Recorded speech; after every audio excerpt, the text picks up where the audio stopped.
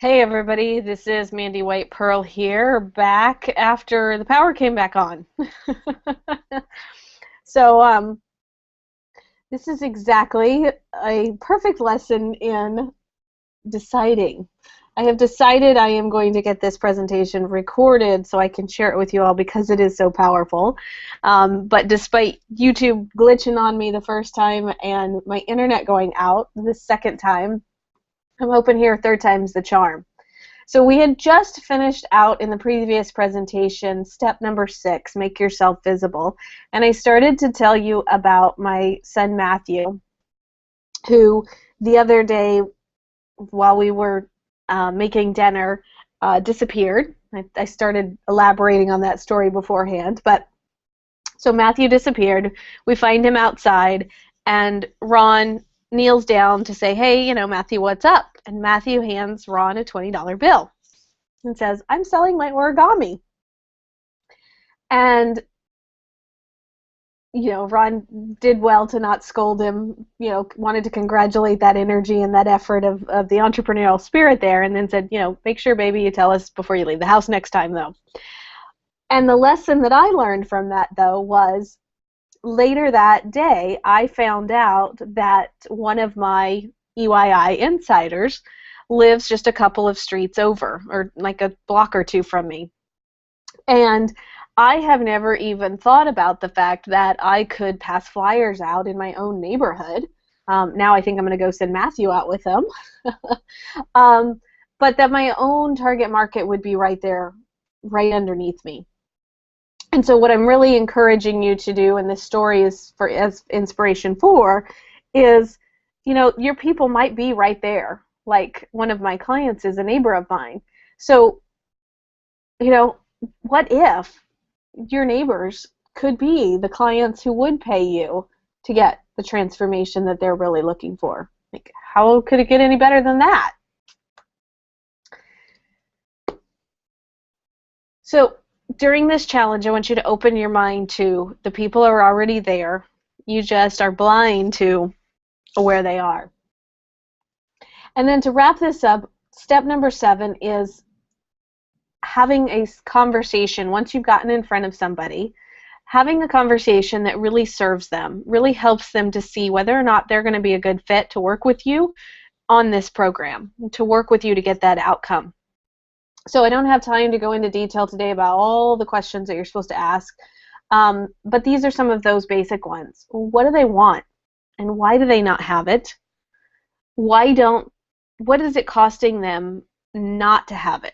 So you got to find the urgency, and this is where a lot of people miss out, is they don't get the urgency.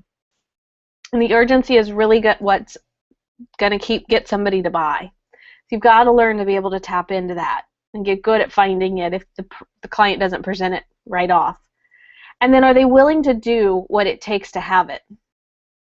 And this is very key in, if they say they want what they want and they're super urgent in having it, then money should not be an object, because they should be able to beg or borrow or steal or do whatever they need to do in order to get that.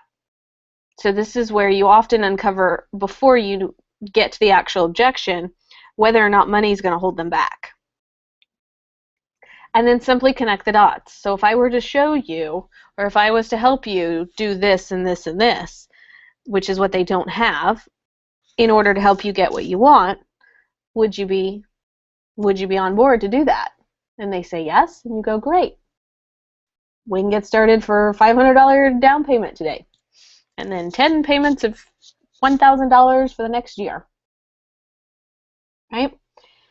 And then deal with objections at the very end once you have that. But I don't tell about my products or my services until after I've really established what they want, why they don't have it, what's it costing them to not have it, and are they willing to do what it takes to have it. Then and only then can you really serve them by in integrity. And sometimes I won't offer anything at all. I'll be like, well, that's something I can't help you with, or it doesn't really seem to me that you care about this problem right now. I've done that a lot with the LinkedIn makeovers I do. So people come all the time wanting the free, audit. They do the free audit, and I say, I don't really get a sense here that you are really desperate to make LinkedIn work for you. It's not one of your top marketing strategies. So if it's not one of their top marketing strategies, me enrolling them in a $3,000 LinkedIn makeover is not going to work, right? But if somebody's like, I need to have another stream of clients, and I absolutely must, LinkedIn is where my people are, then to spend $3,000 to have a system set up for getting clients is a no-brainer. And I really only want to work with the clients who think that what I've got to offer is a no-brainer. So go ahead and mark your calendars now for 10/23 and 11/20 and 12/18.